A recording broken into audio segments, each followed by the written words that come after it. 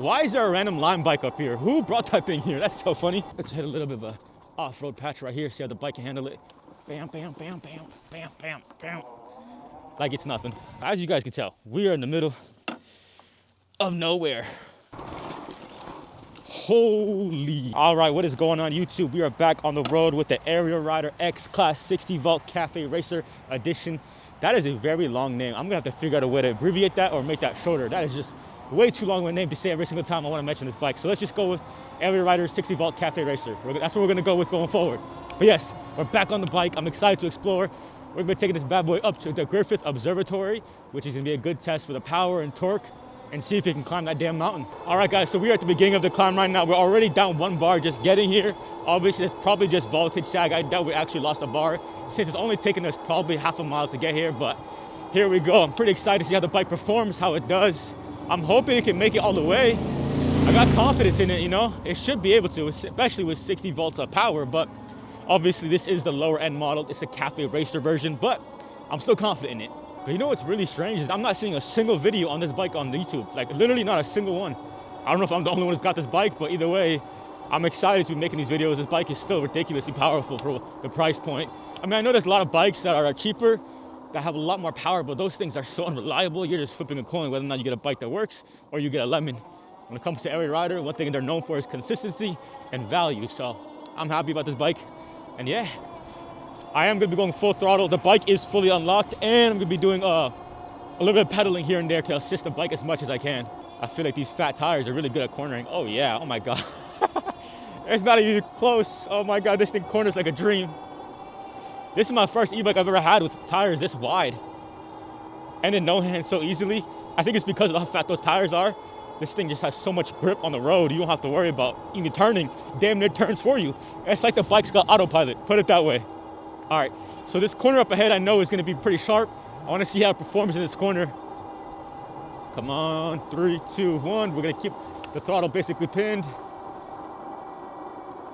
Oh yeah, it handled that perfectly fine. Honestly, I wanna say I'm surprised, but with these big tires, I expected that. Let's hit this little off-road patch right here. Oh, never mind, that car's right there. We'll do it after this car goes by. We'll hit that little patch right here. Oh, there's a car behind us, damn it. I forgot this is like the busy time out here on Griffith, so we'll probably hit some dirt patches on the other way. But for now, let's just keep cruising, keep going along, see what we can look into. I mean, so far the bike is handling this perfectly fine. Why is there a random lime bike up here? Who brought that thing here? That's so funny. And a lime scooter, I didn't even think that thing could make it up here, but I guess, ooh, we got another sharp corner right here.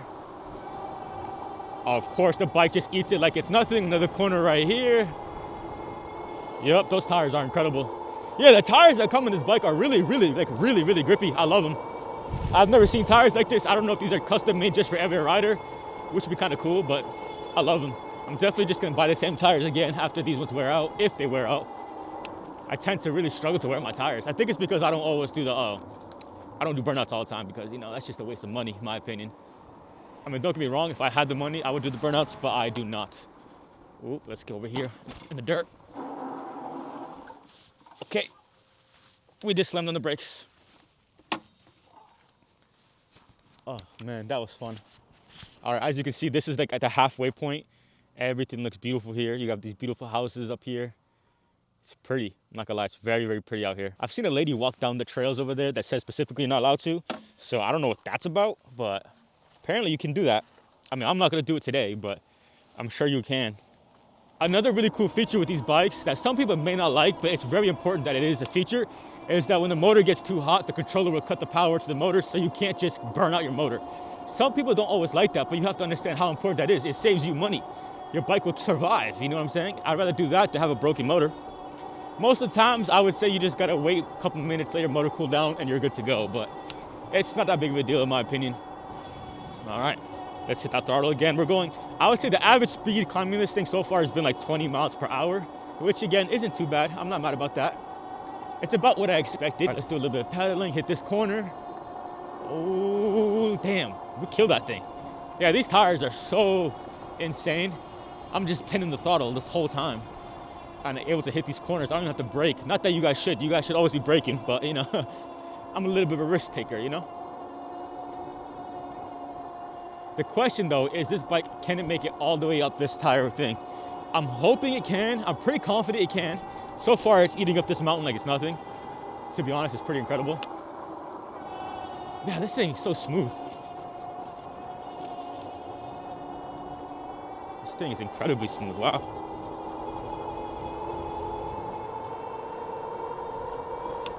I mean, at the same time, I'm not gonna say I didn't expect this. Ariel Rider does make very good bikes with very good power, so.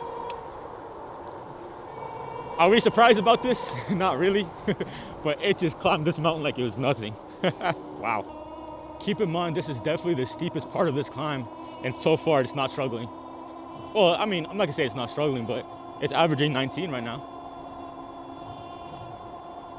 This bike has such a unique controller. Like, I don't know how to explain it. This thing is so, it's tuned for reliability, put it that way. I think that's the best way to put it. Oh man, it's busy up here. There's tourists everywhere. Not that I'm surprised, but damn. Come on, guys. As you can tell, yeah, up top here, it's usually constantly extremely busy. I think it's just because it's a very big tourist spot. Oh man, that bus is hitting all those cones. That was funny. All right, but yeah, I guess we can officially say the Ariel Rider X-Class 60V Cafe Racer Edition can climb this mountain like it is nothing. All right, so what we're gonna do now is we're gonna pop off a U-turn and then we're gonna go explore those trails I explored a while ago. But this time we're gonna use the Ariel Rider X-Class instead of the tuttio. All right, let's check the temp of the motor, see if it's hot or not. Honestly speaking, it's just barely warm. Like literally just barely warm, not hot yet. So I think we got plenty of life left and let's keep burning it up. All right, the game plan now is we're gonna be exploring those trails I went last time on the tuttio, but this time with the Ariel Rider X-Class to see how the bike performs. So we should have more of a chance to actually have fun with this bike and do a little bit of exploring and stuff like that. So let's get to it. Obviously, you gotta stop at the stop sign. Nobody's here, we're okay. Let's keep going. Let's go through this little tunnel over here. Let's turn our lights on. Bam. Got the high beam, low beam, blinkers. Yeah, this bike's got the whole package, to be honest with you. All right, but yeah, now we're gonna go take a right over here and go exploring this way.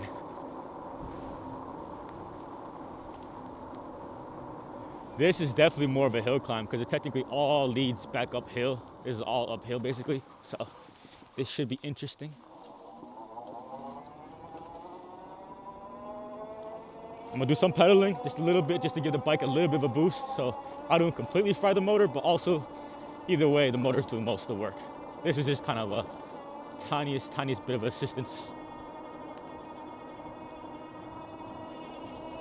Another really cool thing about the bike is the motor isn't too loud. I kind of like that. It's pretty soothing. It's not obnoxiously loud like some bikes. Like the tuttio, I'll admit, while I do love that thing, it's got great power, that motor sometimes is just way too loud. Like, goddamn, it's just like, it's sometimes too much. Even with both AirPods in, if I'm riding that bike, I can still hear the motor. Just, with this thing, it is so perfectly, not too quiet, not too aggressive. I like it. Because I know a lot of people who get e-bikes really don't want to hear much noise. That's part of the reason why they even get e-bikes. Hang on, let's be careful going through this little patch of, I don't even know what that is, but still be careful with it. And these roads definitely are a little bit more bumpy, but it seems like the bike can handle it. Like I said before, that rear fat tire definitely absorbs a lot of the bumps. So I'm not complaining about being a hardtail. Whoa, that's so beautiful.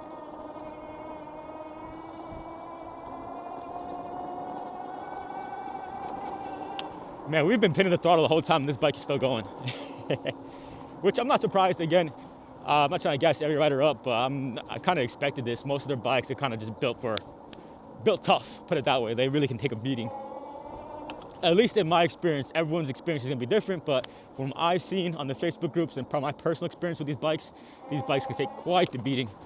All right, so a little bit of off-roading right here, see how it feels. Get these tires a little muddy. All right, not too shabby. Let's hit a little bit of a off-road patch right here, see how the bike can handle it. Bam, bam, bam, bam, bam, bam, bam. Like it's nothing. Easy peasy. Yo, these tires are incredible. Look at this, ready?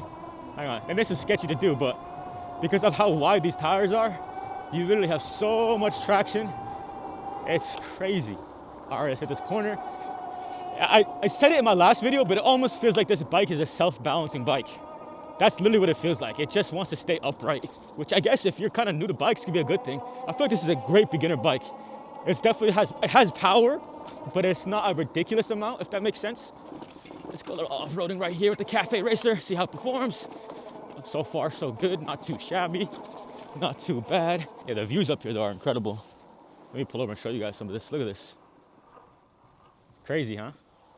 I don't even know if you guys can see anything, but like I said in my last video, you got the Hollywood sign all the way over there. I doubt you guys can see it, but we are high up here in the mountains. We got the screen right here, which I doubt you guys can see. That's the one complaint I'll say, is that screen is way too dull, especially in LA when it's super bright pretty much all the time. There's not much you can see. I mean, I can kind of see it, but even then, barely. All right, let's keep cruising along. You know, what's another cool thing about this bike is the gearing. So it's only one gear, but I feel like the gearing is set up pretty perfectly for this bike. Like, it's just easy enough to get the bike going, and then the cadence sensor will kick in and then just give you all the power you need from there. I kind of like that. It's smart of them. Like, I know some companies like to set it up so it's really hard to pedal at first. I like just to pedal just to get the bike going. Is my preference, personally speaking, but again, everyone's different, but that's just my preference. We're definitely gonna take some pictures of the bike right here. All right, we got some pictures. Let's check that motor temp. Obviously, I should have probably bought like some kind of thermal gun, but even now, all right, now the motor's a little bit warm, but it definitely doesn't feel like it's overheating. So I think we're fine to keep exploring. This little bike path right here. It's not a bike path. Is this a bike path? No way you're allowed to bring. Are you? I might need to hit this up. Let's see. There's literally no way you can bring bikes up there. Let's see what it says. No bicycles allowed, but I know there's more trails like that nearby. Look at this cool bench in the middle of nowhere. That's crazy looking. What a bench. It's kind of sketchy, but I like it.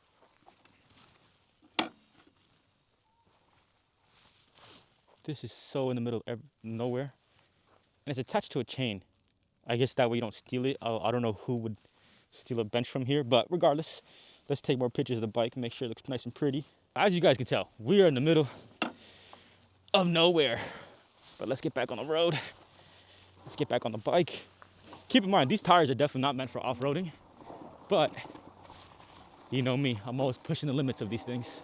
But overall, the bike is handling this climb pretty easily. It's not much of a struggle, to be honest with you guys, which is what I expected, but you know, overall it's a great sign of a valuable bike. I do recommend it. Also, real quickly, if you guys are interested in purchasing this bike, make sure to use code ENZO to save you some money and help support the channel. But let's keep climbing this damn mountain. Let's keep exploring. Let's hit this off-road ramp a little bit more. Holy. Okay. Let's, okay.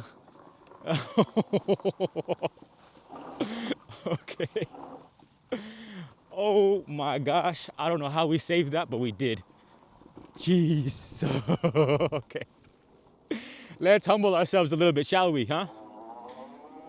I feel like that was the universe speaking that I need to calm down. Maybe we went a little bit too fast in that climb. If we went slower, I'm sure we would have been fine.